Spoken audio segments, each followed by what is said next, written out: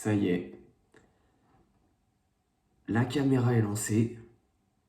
C'est le début de ma première vidéo après presque un an d'absence. Vous vous demandez sûrement déjà pourquoi je suis parti. Pourquoi du jour au lendemain j'ai plus posté, j'ai plus rien fait, j'ai plus posté de contenu ni quoi que ce soit.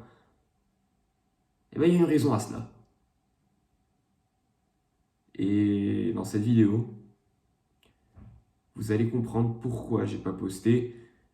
Mais pas que, je vais aussi vous parler de mes prochains défis, de ce que je compte faire par la suite. Et vous saurez tout ça dans cette vidéo. Alors ce qu'il faut savoir déjà, c'est que dans cette vidéo, je serai complètement authentique.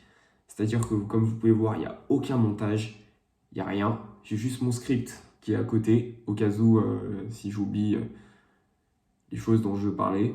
Mais sinon, il n'y a rien. Il y a pas, j'utiliserai pas CapCut, j'utiliserai rien. Il n'y aura pas de montage. Je serai 100% authentique. Et en vrai, c'est vrai que c'est pas très confortable. En vrai, le montage, c'est un peu une zone de confort, parce qu'en fait, vous voyez dans les vidéos, souvent il y a des cuts. Si je bégaye, ou si à un moment donné, il y a des moments, des blancs comme maintenant par exemple, je peux les couper, je peux mettre des sous-titres, je peux faire des trucs stylés, je peux faire des trucs qui masquent, on va dire, ces blancs et ces moments un peu gênants. Mais là, il n'y a rien. Je suis seul, face à toi, qui regarde la vidéo, face à cette caméra. Et ouais, non, le fait de parler dans une vidéo sans montage, c'est un peu comme c'est un peu comme une zone d'inconfort en fait. Ça fait partie de la zone d'inconfort. Donc c'est pas plus mal en vrai. Donc, premier point dont je veux parler, c'est pourquoi. Pourquoi je n'ai pas posté, pourquoi j'ai été aussi absent, pourquoi j'ai été super absent sur les réseaux, pourquoi j'ai été super absent sur YouTube. Sur YouTube, c'est la dernière vidéo, elle date de mai 2024. Là, c'est le printemps, on est bientôt déjà en mai, dans 2 mois, à peu près. En tout cas, au moment où je tourne cette vidéo. Je sais pas quand elle sortira, parce que j'ai des petits problèmes techniques avec mon PC en ce moment, je peux pas trop... D'ailleurs, c'est pour ça que j'utilise pas CapCut, en fait. J'utilise pas CapCut. Déjà, de base, je voulais pas utiliser CapCut pour la vidéo, mais je peux pas utiliser CapCut parce qu'il marche plus, en fait. Donc, les prochaines vidéos qui sortiront seront sûrement sans sous-titres, sans montage, mais en vrai, ça ne me dérange pas. Parce qu'en vrai, tout ce que je veux, c'est commencer à reposter, à ressortir des vidéos, à vous faire plaisir. Voilà. Donc, je m'éloignais du sujet. Premier point, pourquoi je n'ai pas posté? La raison, elle est pas très simple. J'allais dire la raison, elle est simple, mais non, la raison n'est pas simple du tout. J'ai traversé de juillet. Ce qu'il faut savoir, c'est qu'en fait, en juin, j'ai passé mon bac de français et ça a été une période de stress, mais hallucinante. J'ai jamais autant stressé de toute ma vie. J'ai jamais autant révisé de toute ma vie. J'ai vraiment révisé comme un gros porc, mais vraiment comme un porc. Et c'est-à-dire que je me levais tous les jours à 6 h du matin. J'allais courir. Après, je rentrais, je révisais de 8 h à 18 h, je révisais. Et ça a été ça pendant au moins 1 mois et demi, 2 mois. Et c'est vrai que ça m'a beaucoup fatigué. Et au final, en vrai, le jour du bac de français, j'ai passé l'écrit, ça s'est bien passé. J'ai passé l'oral, ça s'est bien passé aussi. Mais il y a un truc, j'avais tout gagné. J'avais tout pour avoir gagné. J'avais tout pour me sentir content. J'avais tout pour me sentir fier car j'ai eu des excellentes notes lors de ces épreuves. Mais ça m'a coûté quelque chose. Le niveau de stress que j'ai ressenti durant ces 2 mois de révision m'ont vraiment impacté et ça a provoqué, on peut le dire, j'ai pas honte de le dire, une dépression. J'ai fait une dépression de au moins juillet à fin septembre. Et c'est vrai que dans cette période déjà, je me voyais mal poster des vidéos, sachant que j'allais pas bien, et je me voyais mal motiver des gens, alors que moi-même j'étais démotivé et j'étais pas dans le bon état d'esprit pour poster. J'étais pas vraiment d'humeur à faire du contenu, à faire du montage. C'était ma priorité, c'était vraiment me sortir de cette merde parce que ouais, c'était vraiment une grosse merde. J'ai failli toucher le fond, mais, et je dis bien mais, heureusement, je m'en suis sorti. Et au moment où je vous parle, je vais beaucoup mieux. Je suis revenu 100 fois plus fort qu'avant, aussi bien physiquement que mentalement, que tout. Et j'ai commencé, en fait, ce qui m'a surtout aidé à sortir de cette période un peu noire, un peu sombre, c'est surtout quelqu'un qui m'a beaucoup aidé. Et ce quelqu'un, c'est David Goggins. J'ai vraiment commencé à écouter tous ses podcasts, à, à regarder ses vidéos, ses interviews. J'ai acheté son livre très récemment, Can't Hurt Me, qui est sorti déjà en 2018, un truc comme ça, si je ne me trompe pas. Hein. Peut-être que je dis des conneries, mais... Et ce mec, il m'a vraiment... Waouh! Je vous invite d'ailleurs à lire son livre, parce que son livre, il est vraiment incroyable. Il a une histoire vraiment incroyable. Si vous le connaissez pas, si vous ne savez pas qui c'est David Goggins, c'est quelqu'un qui a traversé des périodes bien plus sombres que moi je n'ai traversées. Il a touché le fond plusieurs fois. Il a touché l'obésité 2 fois. Et malgré ça, il s'en est quand même sorti. Il a finalement rejoint les Navy Seals. Il a changé tout dans sa vie. Il a tout changé dans sa vie, toute son hygiène de vie, son style de vie, pour devenir vraiment la meilleure version de lui-même. Et bon, c'est pas trop le sujet de la vidéo, mais je ferai d'ailleurs une vidéo sur comment devenir la meilleure version de soi-même, parce que c'est quelque chose vraiment où je considère que c'est vraiment quelque chose de super important. Et je pense que c'est important de devenir la meilleure version de soi-même. Beaucoup de personnes meurent sur cette terre en n'ayant jamais découvert leur vrai potentiel. Parce que vous avez le potentiel de changer, vous avez le potentiel de changer, vous avez le potentiel de faire de votre vie une vie meilleure. Et vous ne le savez pas. Deuxième point maintenant que je voudrais aborder, c'est que du coup, pour éviter de retomber dans ce genre de période assez sombre, ce qui m'a surtout aidé, en plus de David Goggins, à sortir de cette dépression, c'est aussi le fait de changer certains détails de ma vie, certaines choses dans ma vie, dans mon hygiène de vie, dans ce que je fais. On va dire, je courais déjà avant, mais j'ai fait de la course à pied vraiment quelque chose de régulier. Je cours au moins 3 fois par semaine 15 km, déjà dans un premier point. Je vais à la salle maintenant 6 fois par semaine.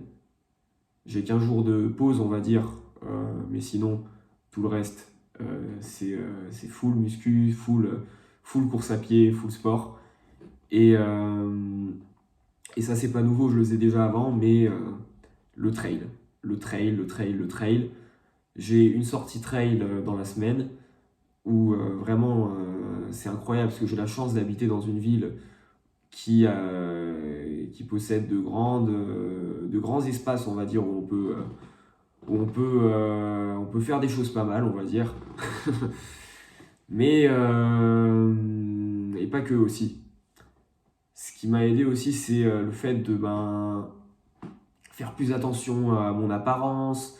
Par exemple, tous les matins, j'ai une skincare routine où justement, je fais en sorte d'avoir une meilleure mine, de paraître mieux, juste de paraître meilleur en fait en termes d'apparence.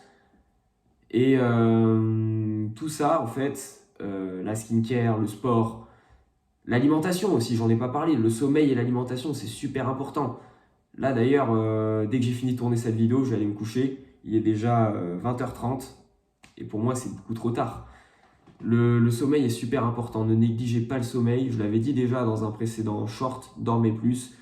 Mais c'est vraiment important parce que si un jour vous arrivez à mélanger, à combiner sommeil, sport, bons entraînements et alimentation, alors là les gars, vous avez tout gagné. Vraiment, vous avez tout gagné. Et, et ouais, là, vous pouvez vraiment exploser si vous arrivez à combiner tout. Donc ouais, l'alimentation aussi, ça a été un grand changement. Voilà, je fais attention à ce que je mange. Par exemple, j'évite de manger des aliments transformés, ultra transformés. Les pâtes, par exemple, c'est un aliment transformé.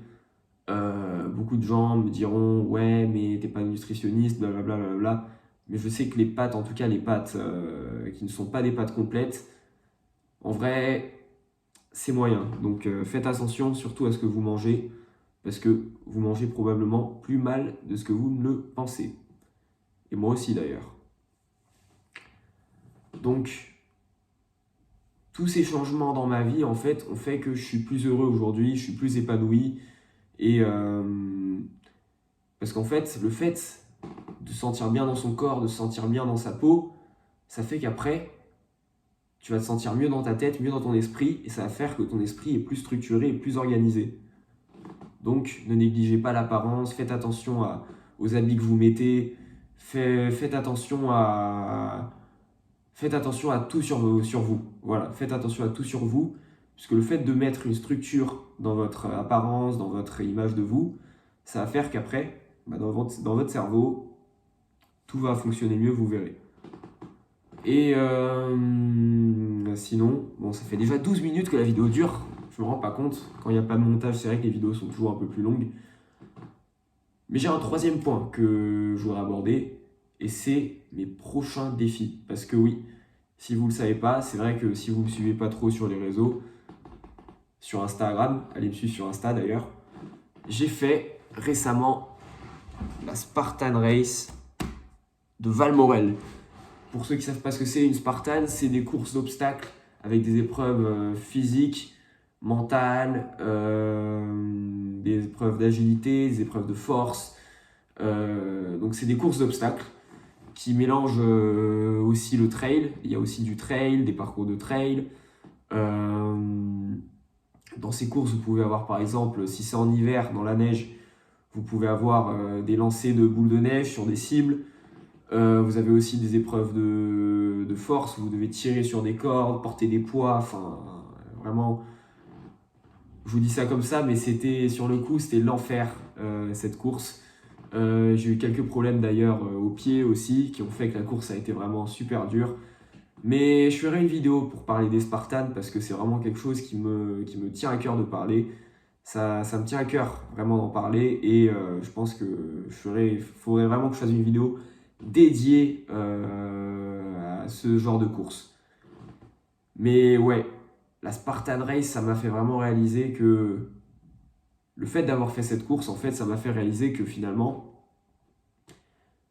ben, vous pouvez passer de quelqu'un qui n'est pas forcément sportif, qui n'est pas forcément... moi, c'était mon cas. Hein.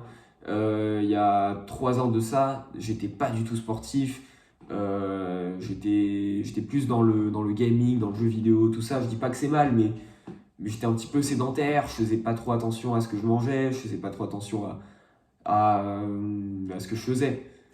Et finalement, ben, cette course, ça m'a fait réaliser le progrès que j'ai fait dans ma vie.